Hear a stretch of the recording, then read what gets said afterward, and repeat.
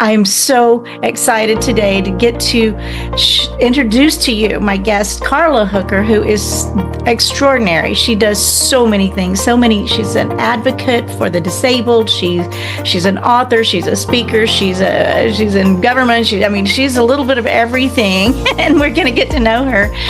But first, well, good, beautiful day, you beautiful, beautiful souls. This is Charla Anderson, host of the Charla Anderson Show, collector and connector of fascinating people, and everyone is fascinating, especially you. But first, we're going to give it a little 22-second mini vacation. We're going to take a be still and know moment and breathe in some calms, and then we're going to hold and breathe out some gratitude. So let's just go there, okay? Breathe in your calm. Here we go. Hold. Relax, release. Thank you, thank you, thank you, thank you, thank you. Whew. Yeah, we need to put our little machines down and breathe and listen a little bit more, don't you think? Well, I am so grateful to be getting to know Carla Hooker. She and I both are very privileged to be in a book called The Change with Jim Britt, Jim Lutz, and Les Brown. So welcome, Carla. That's where we met, in the mastermind with these brilliant people. And I want to just get to know you a bit. Tell us who you are in this world, and then we'll talk about how you serve and how they can find you. Absolutely. Thank you for having me, Charla. I am Carla Hooker. I've been known for the last 35 years as a kids dance specialist because I have taught children for over 35 years confidence and resilience through dance. Beautiful, beautiful, beautiful. And I don't think I said that in the introduction because I meant to. Carla. It's okay. carlaskidsdance.org, and that's a Karla, even though her name is Carla. Yes, thanks to my dad. We all have stories, right? So that's great. And that's what my show is about. It's just telling our story, right? So we can tell our story of where we've been and how we got here. It's about overcoming. It's about hope and offering, just genuine hope for humanity, for the people that need it right now. So, and you're doing that with these kids dance classes. I really want to know how you got into that. Well, my parents, I was a busybody as a little kid. And at 3 years old, my parents wanted to put me in something that would help get rid of some of that energy. So they signed me up for dance classes, for ballet and tap. And that's how it all got started at Art Linkletter Dance Studio when I was in preschool. The Art Linkletter bus would pick me up from preschool and take me off. And I always remember, Charla, the kids who didn't get to go with me. They would pick me up, but the others stayed behind. And I remember my teacher dressing me in my leotard and tights and my tutu, and I'm going off with my little dance bag, and all the other kids that I would watch crying because they couldn't go. And it was because their parents didn't have the money to send them, or they just, for whatever reason. But I remember how sad they were. And that stayed with me as an adult. And it made me decide that I wanted to have dance classes and teach children who were still in that same area of Washington, D.C., even though I lived in Maryland as an adult. I wanted to be able to teach them how to dance without finances being a barrier. And so that's what I did. And that's how Carla's Kids got started. That's beautiful. I mean, and, you can see that. You're the special one. You get to get all fluffied up and go off, and you kind of probably had a little celebrity status. But what I'm hearing is that you had a huge heart for that they weren't able to go. You didn't let it go to your head as far as I'm better, right? Or something like that. Absolutely. What a gift that was, because it could go either way. And it does sometimes, right? Right. Yeah. Whoa. So that's sweet. So you teach, you have a live studio and teach all kinds of dance. I've taught all kinds of dance since 1990. I started in Washington, D.C. with kids in the Anacostia corridor of Southeast Washington, which was known at that time for a lot of crimes and drugs and just all kinds of things that were going on that were negative. And at first, it bothered me, but it didn't bother me to the point to do something about it. But I was bedridden for a year. And after I was able to walk again, after being bedridden for a year and sick, when I went back by that school, it was a school my mother taught at. It was called Savoy Elementary in Anacostia, right across from the Anacostia subway station. I said, I got to do something. It kept bothering me. It was piercing my spirit to do something. And I was like, I just had to get involved. My mom was a school teacher there at the school in that area. My dad was a police officer in that same precinct district, 7th district. And my dad was like, why are you worried about it? There's nothing you can really do to change it. And I said, well, I am. And I did. And that's when I started Carla's Kids, because I said these kids should have a safe haven and they shouldn't have to walk out here through this every day, going to school and coming back. Just crime and drugs and prostitution and just things that kids should not have to experience going to school or on their way home, because school is, again, a safe haven. And I felt like they needed to be protected. So that's why I started Carla's Kids. That gave me that extra push to get it started. So an advocate then for the kids, and I know you advocate for disabled. Right. I mean, there's so much that you do, and you just are obviously born with a heart to serve and to make a difference in so many ways. And we'll talk more about all that. But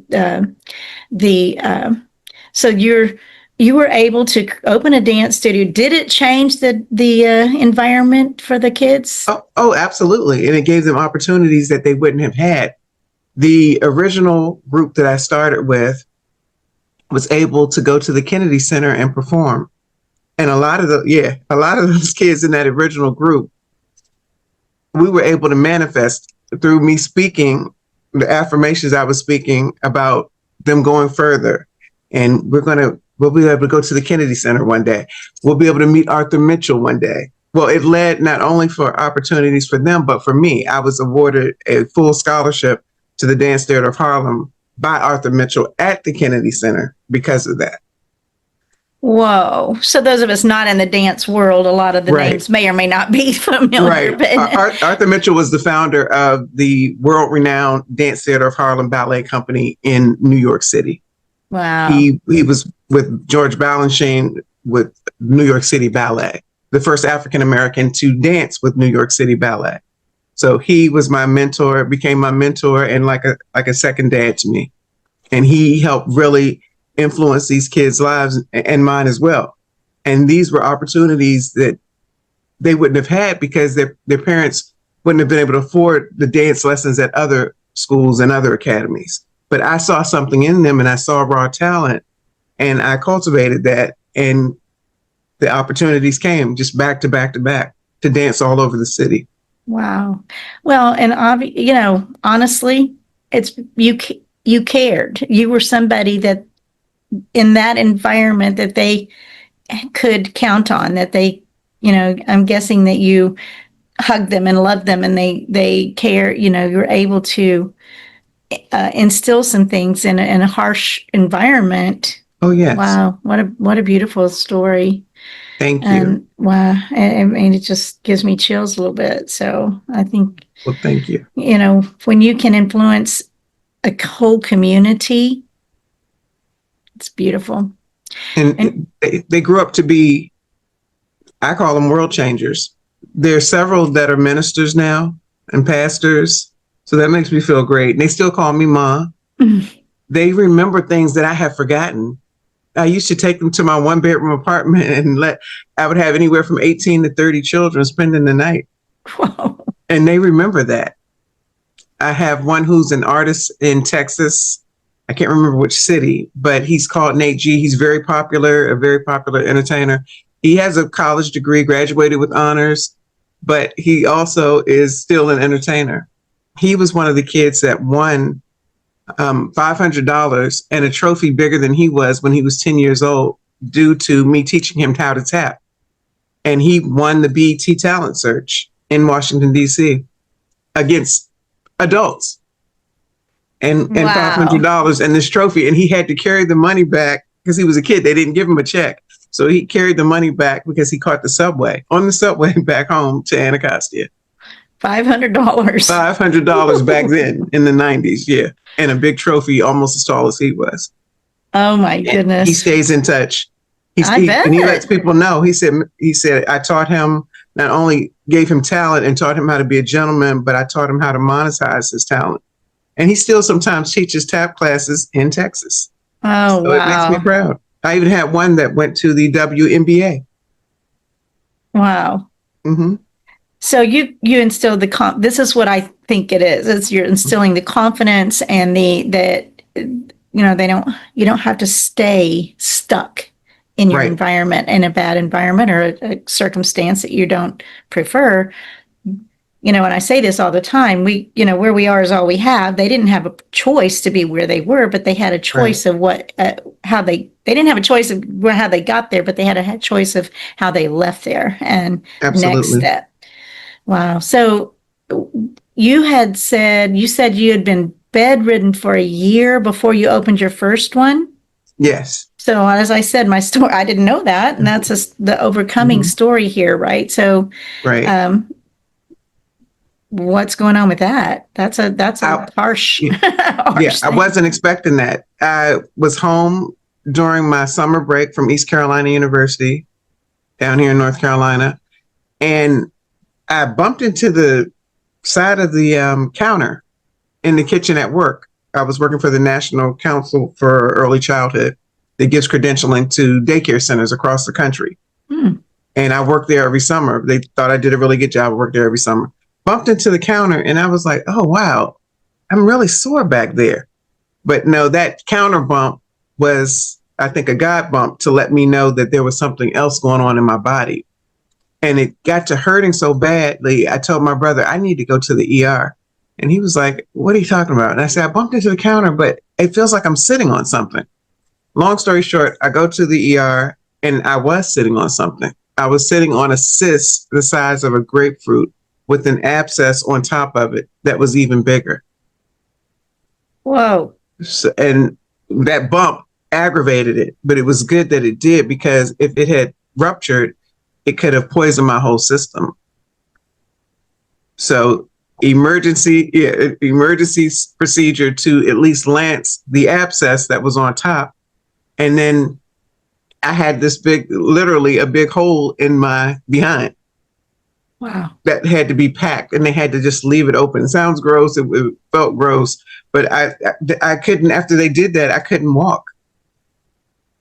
Did it affected your nerves or your It was very close muscles? to my spine. It was pressing, here's my spine, and it was kind of pressing up against my spine. So I had to be very careful. And I couldn't really do anything. By the time I had gotten to the ER that night before they lanced the abscess, I was walking like a 90-year-old lady or a 1,000-year-old lady. I could barely move. And it was putting that much pressure on the spine and the nerves around the spinal cord. And they were like, we're glad you came today, because if you had come tomorrow, this thing could have ruptured and it could have poisoned your system, and it's pressing on your spine. It probably could have prevented you from being able to walk ever. Yeah. Good grief. Woo. So it took a year to heal from that. And I had forgotten all about the cyst that was up under, because this abscess had me bedridden for a year. And then they were like, oh, now we're going to schedule your surgery. And I said, surgery? I've already had surgery, and it's taken a whole year to heal. And they said, you forgot, you still have that cyst. It's got to be removed. We can't let that just stay in you like that. And I said, this is kind of dangerous. And they said, yeah, but it can't stay. So that was more. I was in the bed even longer. So while you're in bed, you're in bed and can't move, and you can probably barely get around. And I'm guessing your mind kept busy. Yeah, I was like, why is this happening? I've got my brother taking care of me, which I didn't like at all. I love my brother. I mean, God rest his soul. but he was home right before he had just graduated from high school, and he was about to go into the Navy. So he was available, and luckily he didn't mind doing it. Between him working at the National Gallery of Art, he became an art major when he went away to college after he went to the service first. But he was my caregiver. That's little an brother. awkward position, right, so to speak, right, to Yes. be in. Yes. Wow. But I'm glad he did it because I didn't have anybody else to care for me. My parents were at work, and here I am home from college on break and dealing with this, and it was frustrating. It taught me to have to be even more patient than I already was, and it taught me that anything can happen. Things that are unexpected can happen to anybody. I was in the best shape of my life then. I was probably wearing about a size 8. I was modeling. I was doing it all, and then bam, everything came to a screeching halt. And that's a tough age. I mean, you're young and ready to, moving and shaking, right? So Right. That's wow. So a whole year. And then I told my parents after that, after the abscess, after the surgery, I said, that's it. I'm not going back. And they were like, what? My mom, especially my mom being an educator, you're not going back to where? And I said, I'm not going back to school. I feel like I've got to do more with my life. And she was like looking at me like she was going to take my life from me if I didn't take my hips back down the road to North Carolina. And then I told my dad, and Charla, my parents were disciplinarians. They believed in me living my goals and my dreams, but they believed in me completing things. Education. Education was important. And we've already invested all this money for you to go out of state. And even now I kind of laugh about it because it was $4,000 a semester, which doesn't seem that much now, but it was a lot of money then between 86 and 90. And I was like, I'm not going back. And they're like, you're a junior, you're going back. And I'm like, I'm not. They said, well, what are you going to do? And I said, I need to help the kids. And they said, what kids? And I said, the kids in Anacostia where you all work.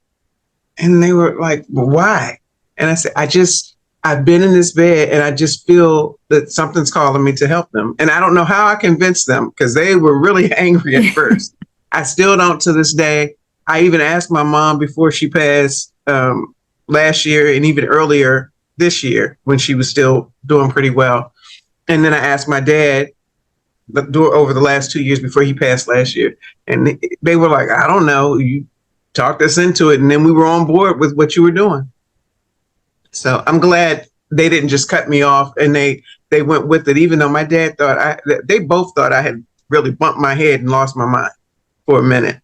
And then when my dad found out that I wasn't only helping them, he got on board with me teaching the classes. But then when I said, I'm going to pick them up from their homes and take them to my home too. And he was just like, that's not safe. You don't need to go in those buildings because again, he was a police officer in that area. And I was going into the buildings like past junkies and drug dealers and prostitutes. And I would speak and after a while, they called me the dance lady in that area. And he was like, they're going to steal your car. You're going to get mugged. You're going to get beat up. And none of that happened. I was like Miss Frizzle of Anacostia. That's how it was. Yeah. So, your dad's the protector and, he wants to get in and he's also he's coming from a fear base. Right. And I come from a faith base where I know I'm protected. I really walk in the shield of protection, Psalm 91 over me, or the 10,000 angels over me. I believe I'm walking in protection, and who I say I am is bold faith, no fear.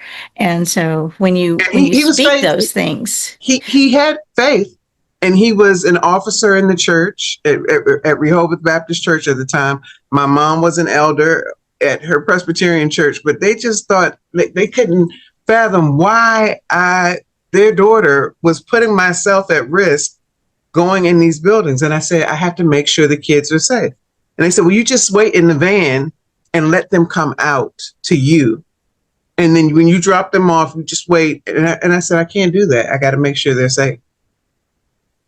You had you were driven, obviously driven to make Absolutely. a difference, driven to make an impact. Is that school still going? That's been a while. So. Right. Not the one in DC. I've been teaching down here in North Carolina. I took some time off, and right now I'm on a sabbatical from that because I had been caregiving for my mom. But I will be getting back into that again because people are like, when are classes starting? When are classes starting? When are classes starting? When are classes starting? When you hear when I'm listening to your story, and it took one person to step out and say, I'm taking care of these kids. One person changed the community. I mean, so often we just, it's just me. I don't know what I can do, but there's a lot, right? We can do. Right. So, and I know you'd advocate for the disabled. You're in the Lions. Yes. I mean, do you want to list all your stuff, or do you just want to tell stories, which is, you awesome. can ask me whatever, and I'll gladly tell. I advocate for the disabled, especially those with invisible disabilities. Because I have invisible disabilities, and Charla, I know what it felt like as a child to be left out of things, especially at school during PE and recess, because I was born with sickle cell disease and thalassemia, which are two rare blood disorders that cause a lot of pain. It causes drops in their oxygen levels, and the pain crises that's what it's called, can be very excruciating. Like, the way I describe it to people is like shards of glass scraping through your veins. That's what it feels like. Yikes. Yeah. And people say, well, do you ever have a day when you're never hurting? No, I do things to keep my mind busy, to do my best to keep my mind off of the pain. And you get what you focus on. If you're focusing on pain, you're going to, right. You get more of what you focus on. So, right. Yeah, I think that's amazing, because I'm kind of like that too. I'm 71 years old, and I don't take any meds. I'm just healthy. So I'm grateful for that.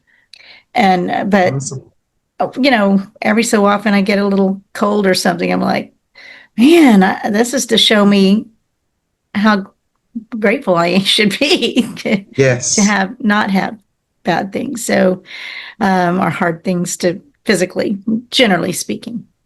Right. Generally speaking. So, man. So it is disabled, and you do a lot of volunteer work for the. Oh, wait! Did you run for office? Yes, I ran for office. I wasn't planning on doing that. I got pumped up by one of my mentors, Forbes Riley, and she said, "Why not you?" And then I said, "Well, maybe I will." And my daughter was like, "You should do it, mommy." And I did it, and now I'm on the Lee County School Board, or Lee County Board of Education. Well, now Forbes Riley, I've met her too. She's cool. Yeah. Yes. About 2018, I think I met her. But yeah, she's a go-getter, isn't she? Yes. She said, "Why not you do it, Carla Hooker? They need you." And well, I know that for me in my community, I was raised. I was a flight attendant and commuting and working max hours and raising 3 kids, and had 3 stepkids, and it's just like, I would vote in the presidential elections, but anybody else could, go for the school board and the things. And I believe that so many of us probably did that we've abdicated our morals and values along the way. And all of a sudden it got a little crazy out here. So right. I think we needed to, like we say, stay in our communities, take care of each other, take care of our neighbors, take care of our families, and just circle the wagons in our communities. And that absolutely. And as you did, it expanded globally with your influence. Amazing. Truly Thank amazing. You. Thank you. Yeah, I enjoy it. Yes. And then I'm a Lion with the Lions Club International, and I am a member of the Sanford Lions Club here, which is the largest Lions Club in the state of North Carolina. And we deal with people who have visual impairments. not just the blind, but the blind and visually impaired. And also, a lot of people don't know, but people who are hearing impaired as well is another one of our missions internationally with the Lions Club. You can find a Lions Club in almost, I won't say every single country, but in many countries in the world, and pretty much every city and state in the United States, there's a Lions Club. Well, I've certainly heard about them, but I've never really gotten close enough to know what they were doing. So that's a great advocacy for sure too. And you said disabled in that's interesting, because I remember years and years ago when they first started having handicap stickers, things. Right.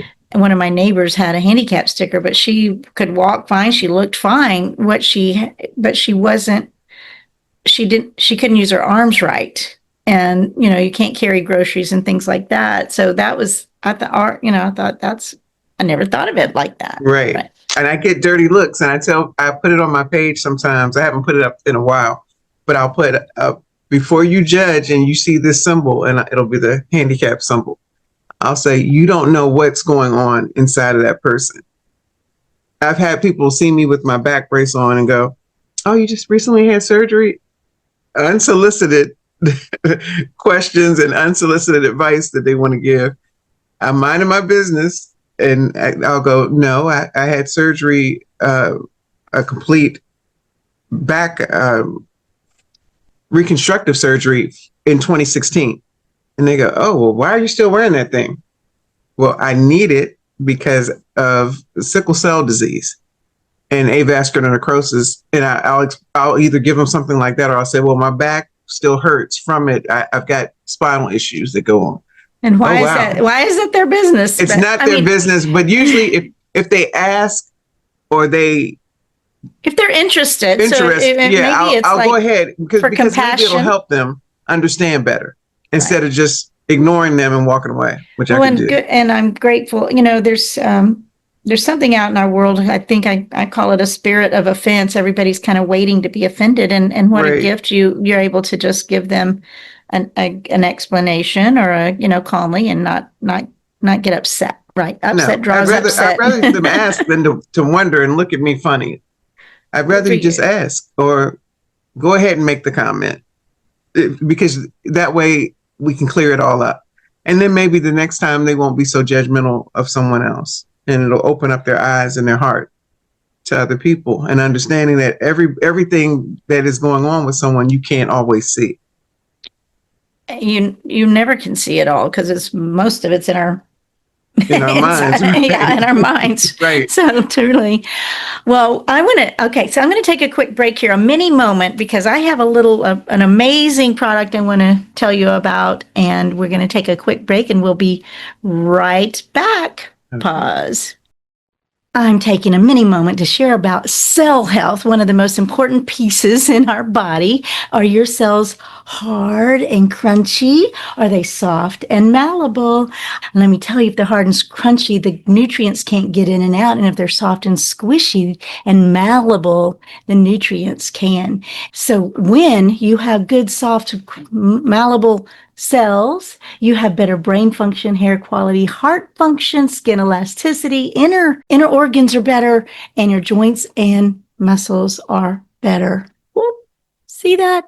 But like 99% of North Americans, we're out of balance in our omega-3 to omega-6. Test, don't guess. We've got a test. It will absolutely give you your results on a full scale test of your balance.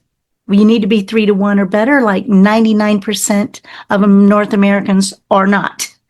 So we've got a simple solution. 1 second shot of beautiful golden omega-3 oil a day. Test, don't guess. Now back to the show. And now we're back with Carla Hooker, and I'm going to take my little shot of omega-3. Are your cells squishy or crunchy? Amazing stuff. So thank you for that patience there, and that little message that we insert. And so I want to talk about the Change book. We mentioned it in the beginning. You've got yours behind you, the Change book. But what I'm curious about is what I've heard. Yeah. The Change Insights into Self-Empowerment with Les Brown on the cover, Jim Lutz and Yes, Jim Britt. These are I want you to talk about them. I heard you talking about them with Nicole Harvick, right? So right. just let's talk about how you're managing. I mean, I've not really marketed it well. I feel the credibility factor of being in that book is so amazing. It is. So, This how are you using it? Because I would love to uh, get on your coattails. okay. This book gets you into rooms that you or I might not normally be able to get into. It also gives more credibility to what I do. And now that I've been walking more into the professional speaking world, when I say that I've trained with these two and they're my colleagues, people's ears go up. Even when I'm not talking to that, I might not even be talking to that person. I might be talking to someone else, but people start to listen, especially when I say Jim Britt was Tony Robbins' first coach. Light bulbs go off. You can see it in their eyes, their head. You can see the ears perk up and people leaning in. And it just works. And it helps sell more books. I've sold books in Hallmark and at Starbucks. My goodness, how do you Yeah. do that? I just called and with Hallmark, I walked in, asked for the manager. When the manager was finally in, I went and introduced myself. I took the book, autographed one for the manager, and she was like, "Oh, wow, really?" And then I explained about who they were, Jim and Jim. I told how Jim is a mind expert. That gets people, they get really excited when you say that. And then when I say I have them on speed dial, then they know that's a closer relationship than just a publisher of my book. And it works. And they had everything set up for me. I went by there to pick up a couple cards a couple months ago. I forgot for whom, somebody's birthday or something like that. And she said, "Are you ready to do another book signing at our store?" I said, "Sure. You want the same book, or would you rather wait until my new one comes out?" She said, "Either way, or we can do both." Nice. Yeah, So Starbucks, the same thing. You just call. Never Ask for the owner. it never occurred to me to think that Starbucks would do that. They had me set up in the middle of the store. So people came in, they might not have bought as many books, but they were listening. And then those who came and sat down at the table with me, I could tell them about what I did, about the Jim and Jim, and people listened. And then that kind of networking, like Jim tells us to do all the time. One of the kids that worked in there, I learned about him having POTS. I hadn't heard of that before. Some neuromuscular disorder. And he looked fine again, but you see how he was drawn, we were drawn on the same frequencies. And then the other thing, Charla, his dad was some type of videographer or expert that sets up events like Jim and Jim have all the time. That wasn't a coincidence. Whoa. Yeah. And have you met Jim and Jim in person? No, I can't wait to meet them in person. Jim Lutz, Lutes, and Jim Britt, Britt. These guys are literally isn't Jim Britt in the top 50 speakers, I think, in the world. It may just be United States, but he's been, and when you're for Tony Robbins' first coach, and so the benefit of being in this book. Well, by the way, this book is not available on Amazon. It is it's a more independent book. So you can't just go to Amazon, right, and grab it. So, so you want to meet us. Right. You want to meet us and let us bring it to you and get it signed, because it's amazing. It's got about 20 authors in each book. But the benefit of being in this book, and if you ever do want to have a credibility piece like this, you call her or me, Carla or Charla, and get in touch with us, because they're working on book number 24, I think, right now. It's 20 something. It keeps growing. Yeah. So they're the largest cooperative, I think the original cooperative book series in the world. In the world, yeah. And I mean, that's 24 books, and they've got high class authors, authors that won Yeah, the one of the winners of voice. the Voice. And then Les Brown's in it. They've got people from all different walks of life. And if anybody ever has written a book or wanted to write a book or be in a collaborative book, this is the book series to definitely be in. Because it's not just the book. We've got a dynamic Facebook group, and Yes. we meet because the authors meet because they do a mastermind once a month. And I don't know where they get all their wisdom. Right. And at no additional charge, Charla, we have to make sure we tell people that. No Right. additional charge. You've made your investment for the book, which is really minimal compared to who they are. And then we get a free mastermind included for life. And yeah, it's minimal, not just for who they are, but for because of who they are. But right. I about the same time, somebody else asked me about collaborating, and I was like, there is no added value there. This is added value to be in this book. So we're advocates, and I'm just very impressed with their humanness, their goodness, their down to earthness to be such. Now, Jim Lutz being a world famous hypnotist, right? Right. And a mind specialist, has masterminds for quite often, and are not. And what are they called when he goes out? They have them in San Diego. He lives in San Diego. He has the penthouse masterminds at his house. People flying from all over the world for that. Yeah. So it's just fun to have this conversation about this book and to see that you actually are. I've got other books, so I guess it's been kind of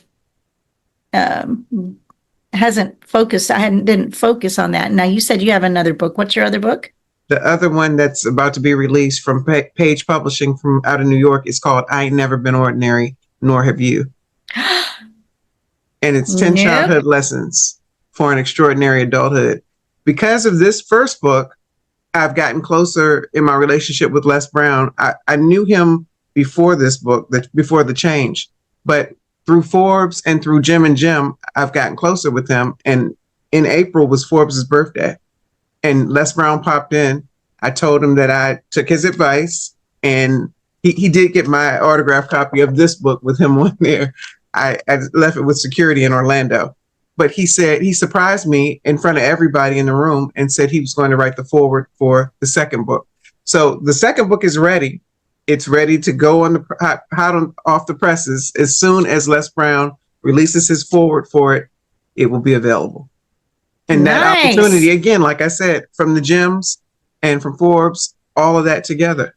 So how did you meet Les and Forbes? Is it because of through the dance journey? No, it wasn't even through the dance journey. It was through real success.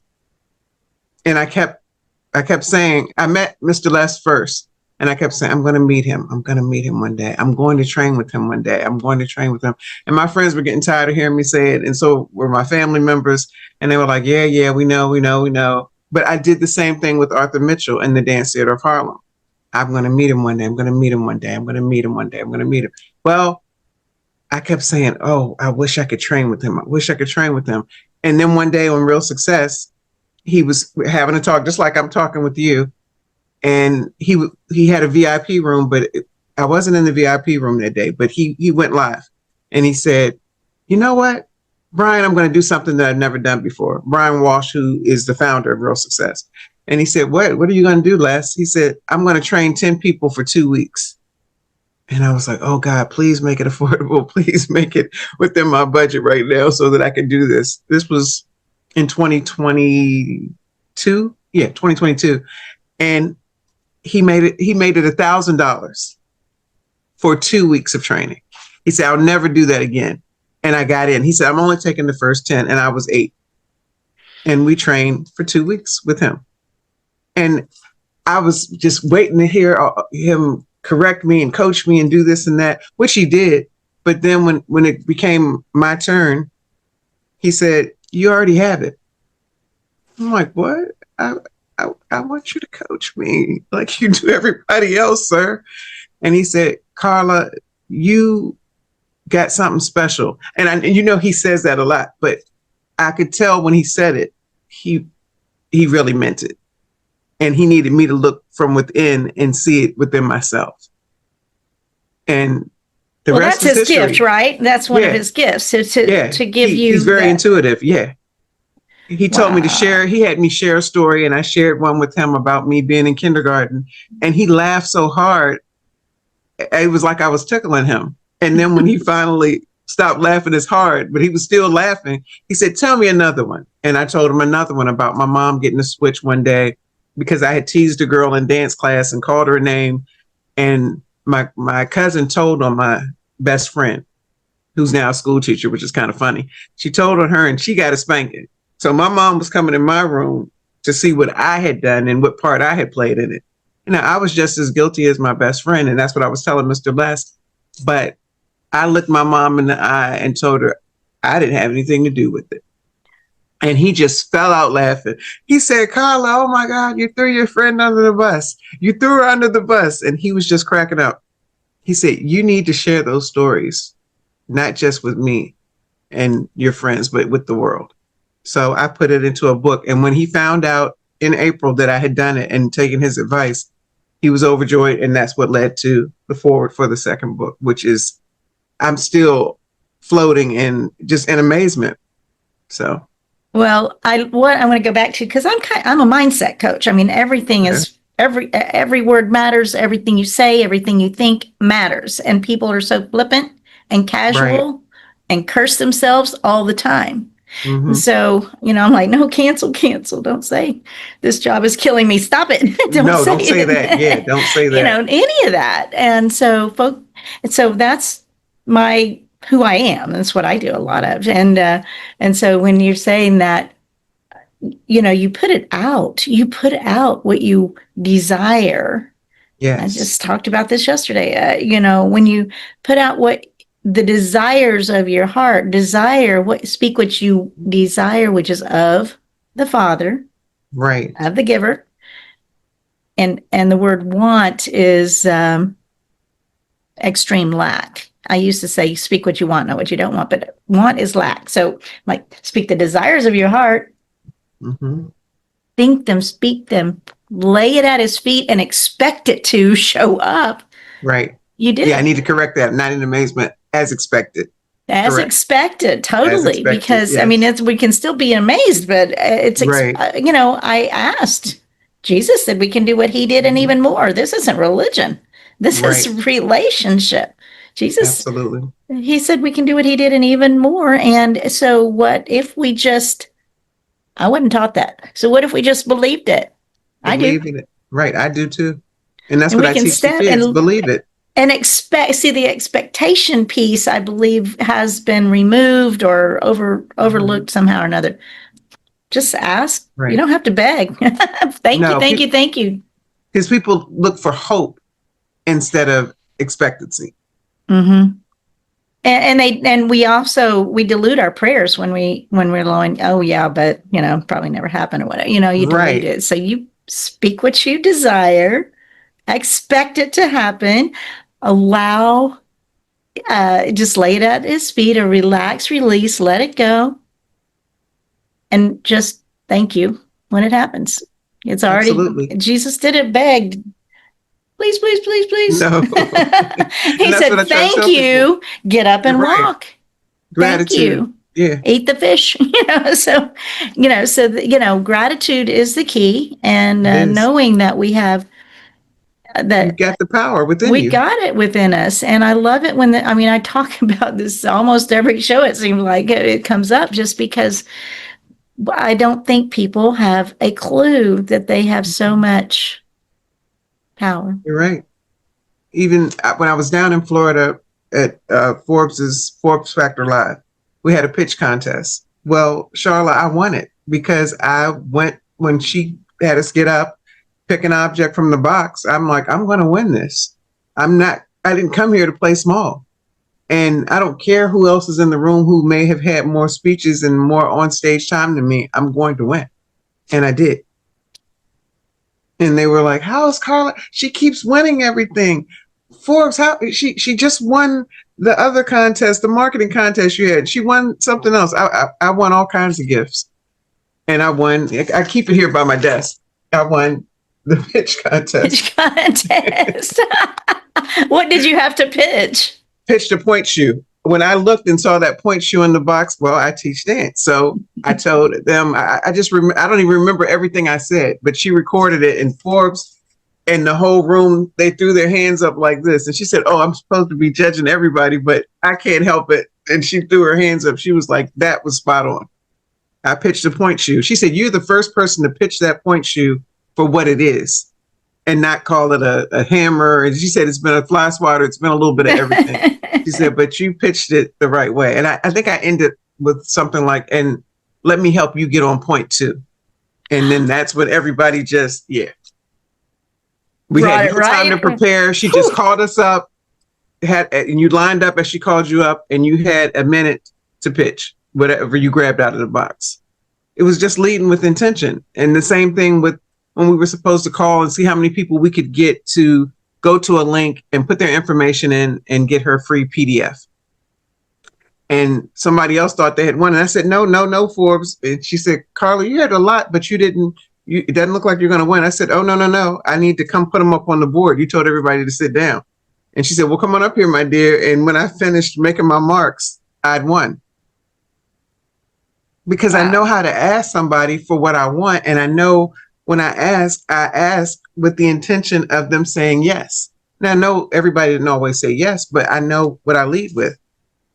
And that's how I won. I won a beautiful spa set that she had from Morocco with all these nice creams. And it's a beautiful leather case that it's in. It's on my dresser because it's so pretty. And I won. I couldn't go to the hot springs with them because I knew that might trigger a crisis. So I gave that back, and so somebody else could have it. But I won it. Yeah. So I love this. I love this because I don't, most people are walking around complaining and getting more things to complain about. We get what we speak. We get what we think. What you think. Every word matters. It does. Every word matters. And that's what my little split-second transformation, change your words, change your life, 31 daily practices. Every word matters. And I do, I say this often as well. So the I am, whatever you say after I am is who you are. Mm-hmm. Don't claim what isn't you, what isn't true. Absolutely. Truly, we've just gotten, and I've just noticed we're crude with our language. We've just lowered our listening out in the world. We're not raising the vibration of our energy around us, right? So with the very low vibrational words. So interesting conversation, right? I'm glad we're on that same page. Because I love that. I love the intention of winning and winning. I mean, it's just, why not? Why not? Why not you? Why not? Exactly.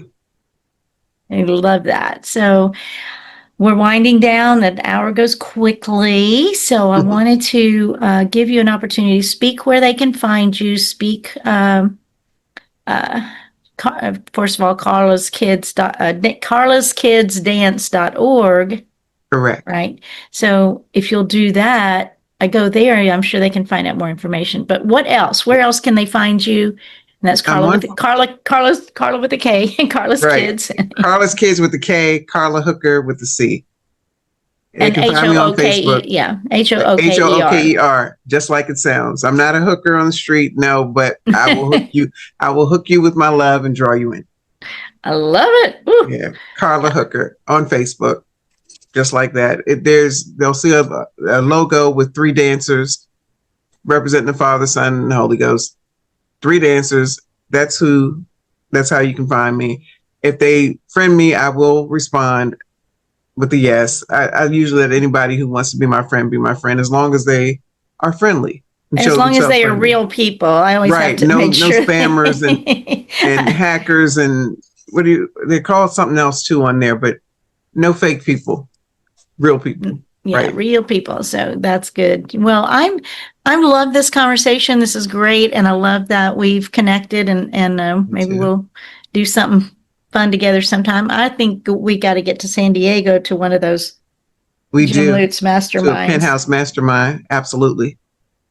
I mean, they sell out every single time, and that's, so we've been kind of isolated. It's time we're back. People are thirsty to have people with skin on, right? God needs people with Yes. skin on.